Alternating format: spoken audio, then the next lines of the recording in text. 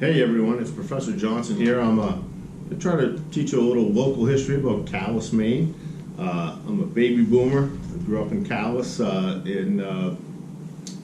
as a result of being a baby boomer.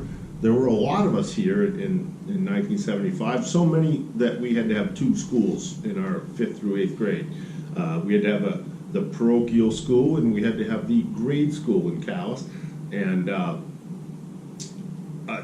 it's funny because we all grew up together, but then all of a sudden we're in two separate schools, and it was kind of weird. And as a result, we moved in different circles. We made different friendships and stuff, and in groups and out groups existed. And it was weird. And I want to take you back to 1975 in Calais. I'm going to take you to Swan Street. I'm going to tell you that I have changed the names to protect the not so innocent.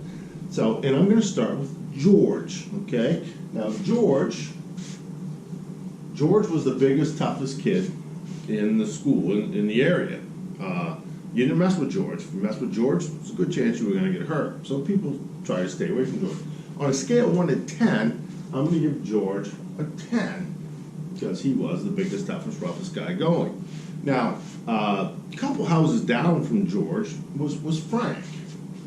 And Frank was the kind of kid who thought he was an 8, but he was more like a 6. I'm going to give Frank a 6, okay? And then 2 houses down was Russell. Now, I want to be politically correct. Russell was a big kid, okay? A big kid. If he got you, he could hurt you, but you could pretty much just run away from him. And so I'm going to give Russell a 6 as well. Okay? Now, in between, this is just kind of, I'm going to call this place Randy, just because of Rando, because it was an apartment house and people came and went. Sometimes, if there were kids there at all, they were friends with Russell, and sometimes if there were kids there, they were friends with George. They were just in between, just there. Now, George used to pick on Russell, used to take his lunch money, used to steal his chips during break time. So, give me your chips or else. And Russell would have to, look, he's going to beat me up if I don't. So he did that. And George would do the same thing to Frank. And sometimes Frank would fight back, but George would hit him and Frank would stop.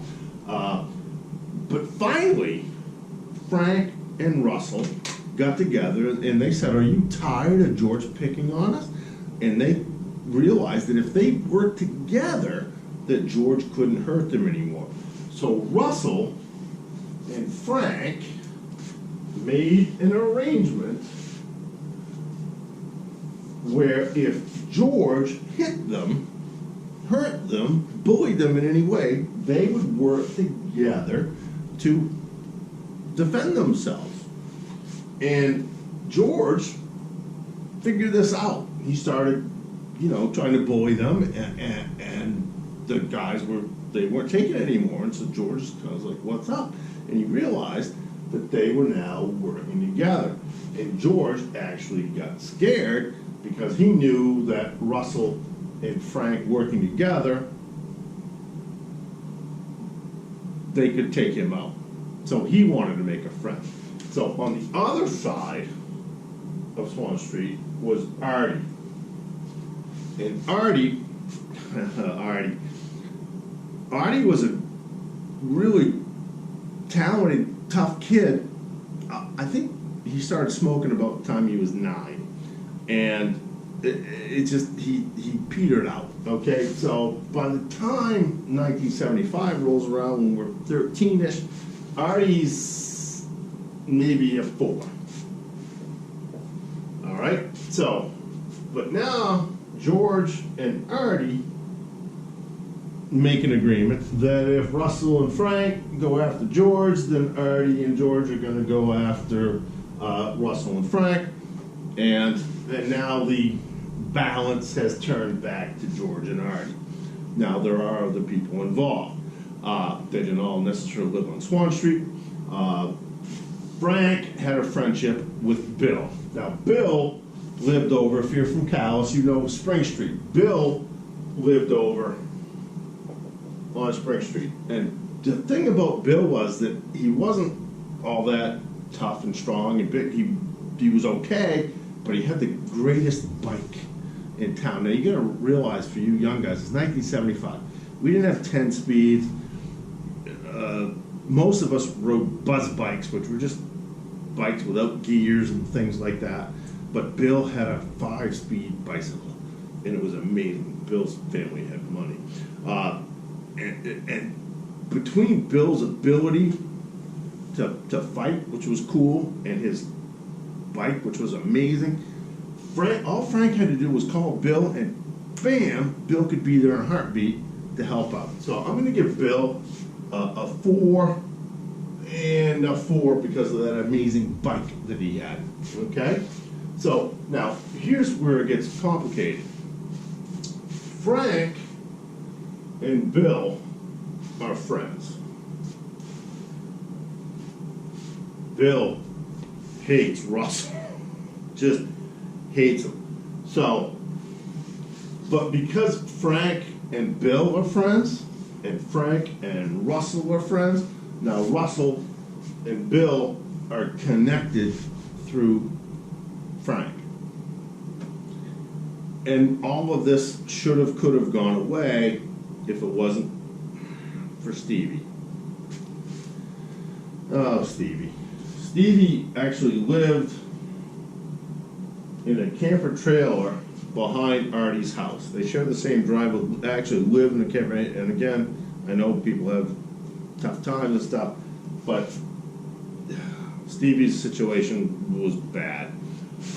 He pretty much, like I said, lived, but and his parents didn't seem to care too much about their parenting, and sometimes Stevie didn't go to school. When Stevie was like, we're all 13-ish years old, Stevie was like 9, 10, and I always think of Stevie as the kid with the snot bubble always coming out of his nose. Just a little pain.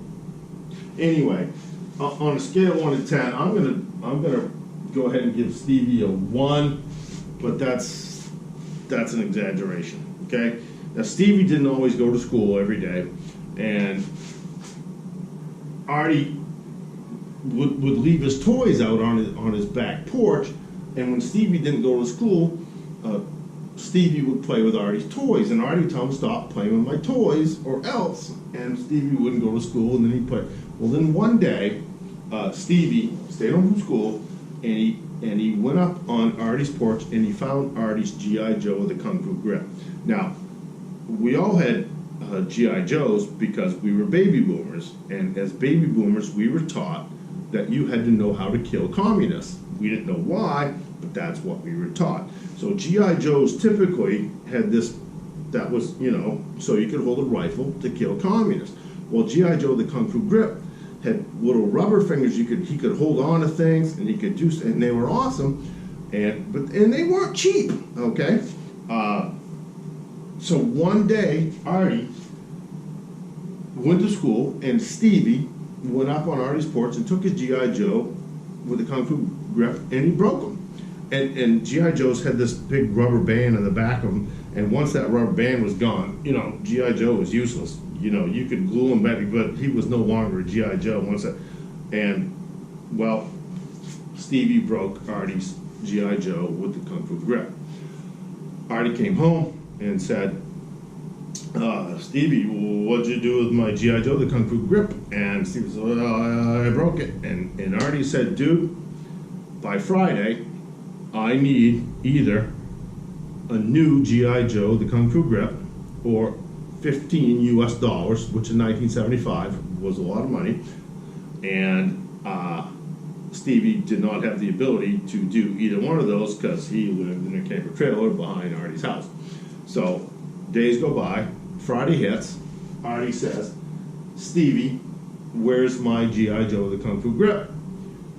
I don't have it, can't help you with it. Now what I didn't mention before is that Russell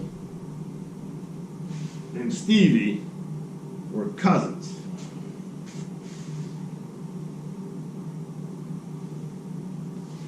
So Russell felt that if someone went after Stevie, then he had to protect them.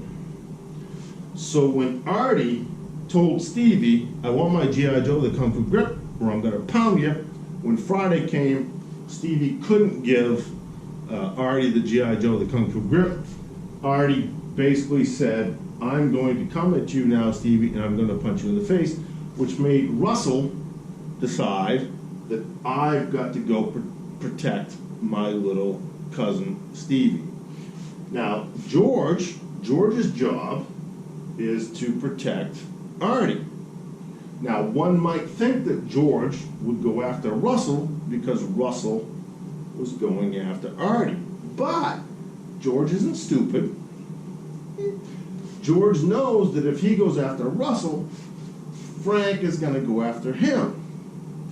So George, I know this is complicated, stick with me. George decides that he'll go hit Frank first and let Russell and Artie deal with it, okay? Now the problem is that between George and Frank's house is Betty Lou, okay? And what happens is that in George's race to run over to punch Frank in the face, he goes through Betty Lou's yard and knocks over her Easy Bake Oven. Breaks the bulb, you know, the Easy Bake Oven, you can make a biscuit in an hour, whatever. Knocked it over, broke the bulb, broke Betty Lou's Easy Bake Oven. At this point, Betty Lou calls Bill, and I'm sure Frank called Bill and said, George is coming after us. And Bill said, and I think Bill had something for Betty Lou, and Bill said, that's it, now I'm coming in. And so George and Frank and Bill are fighting. Betty Lou she gets knocked over. And Artie and Russell and, well, Steve and Randy's just, you know, his front yard becomes a battleground. And this went on for days and days and days, except there's good old CJ. Now CJ lived in Red Beach, 10 miles away from all this, but after a couple of days of this crap going on, CJ just came in and just pounded on George and pounded on Artie, and I hope you enjoyed my lesson. That was how World War I started and ended. Thank you so much for paying attention.